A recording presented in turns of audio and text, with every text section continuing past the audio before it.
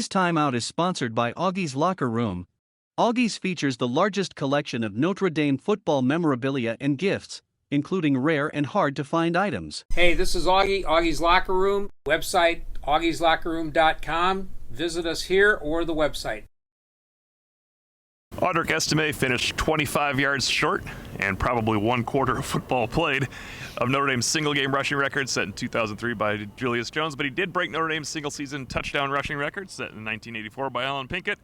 56-23, and Audric Estime was the key to this contest, Tim.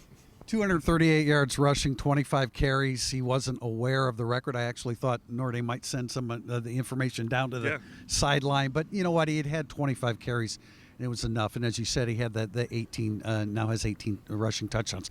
But we're kind of bearing the lead because the lead to the game was that Notre Dame played really poor football out of the gate. We had to emphasize right in the pregame that Stanford had just forced one fumble, and Notre Dame they coughed it up twice in the first quarter. So 44 quarters of football, they had forced one fumble, and then it took less than a quarter to get two more. But Notre Dame righted the ship, and it really started with the defense. After the defense gave up a couple of explosives, we knew that Stanford had a bunch of exotics, and they hit a couple of those. But after that, the Notre Dame defense took over.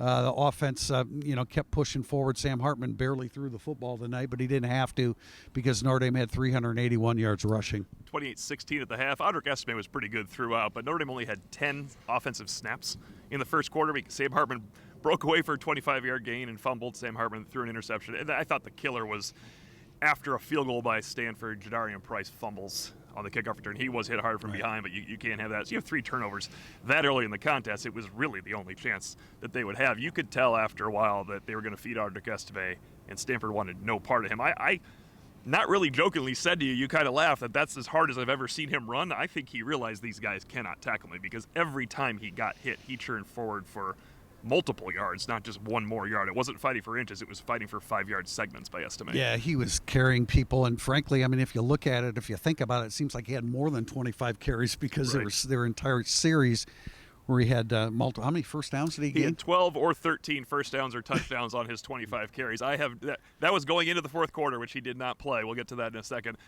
Since I've tracked that stat since about 2015, I've never seen more than 12. I know Kyron Williams once had 12.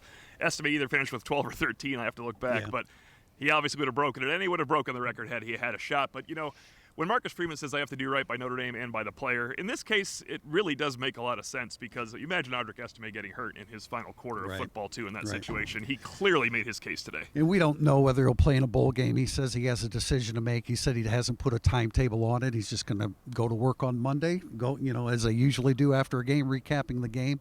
But a couple other guys I want to mention, and Javonte Jean-Baptiste, I feel like I write and talk about him every week, but and you asked the question, Tim. He got better throughout the entire season.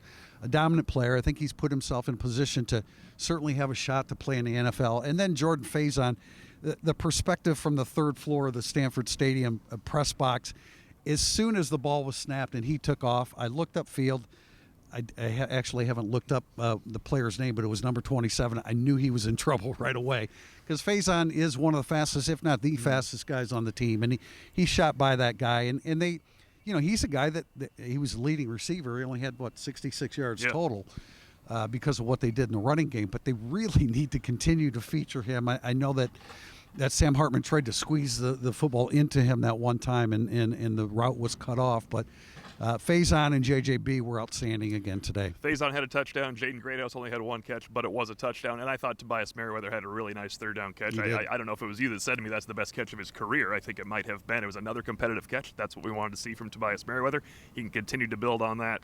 You mentioned Estime. I wouldn't think he would play in the bowl game, but he's about 106 yards short of Vegas Ferguson for the single season record. He's 2 yards short of Reggie Brooks. We heard the number 1341, and that struck a nerve with both. It was 1343 for Reggie Brooks. Right.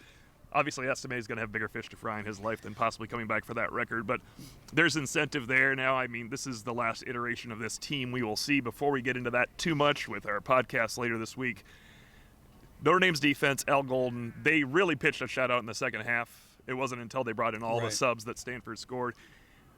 Almost every week you hear, we saw something we never saw on film, and then we adjusted to it.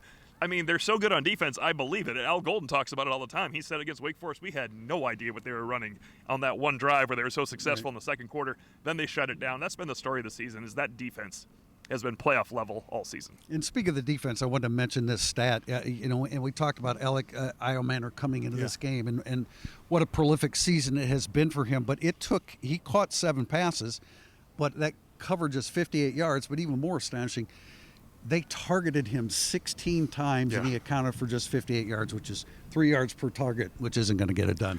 Yeah, and you mentioned JJB. I thought Jack Kaiser had kind of his moment, almost an interception touchdown. I think J.D. Bertrand could have had one more block there for his pal. It looked like he might have celebrated. I don't want to put anyone on blast on that one, but Jack Kaiser shot out of a cannon with that pick. We mentioned up in the press box, hey, Jalen Sneed looks like he's going to go into coverage in this play. It was a catch, but Jalen Sneed delivered that hit that he used to consider himself Nuke. We haven't seen that really out here from him so far.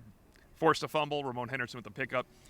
It was just an all-around quality defensive effort. It's going to be interesting to watch on film, though. I think the 51-yard quarterback run when it was 3rd and 1 was just, once you have a missed tackle in that scrum, you're going to get away once in a while. But it was interesting that Stanford was able to get Notre Dame off balance a little bit, and that's why they were able to score 16 points in the first half with the turnover help. And part of what kept Notre Dame off balance was Stanford throwing the football to E.J. Smith. Yeah. It does no good to hand the football to the running backs at Stanford. They're just the offensive line is not talented enough with all the players that they lost to run the football. But they threw the football to E.J. Smith. They targeted him 8 times. He caught 7 for 116 yards. So that was Troy Taylor's got a really creative offense. It's something that Notre Dame's going to have to deal with moving forward in the future, when Stanford presumably is a little bit more able-bodied when they play Notre Dame. Audric Estime sets a program record. He had a chance to set 2 more program records tonight had he played for another quarter, but you can read all about that on Tim Prister's Snap Judgments and John Bryce and I on Irish Illustrated Overtime. Notre Dame 56, Stanford 23.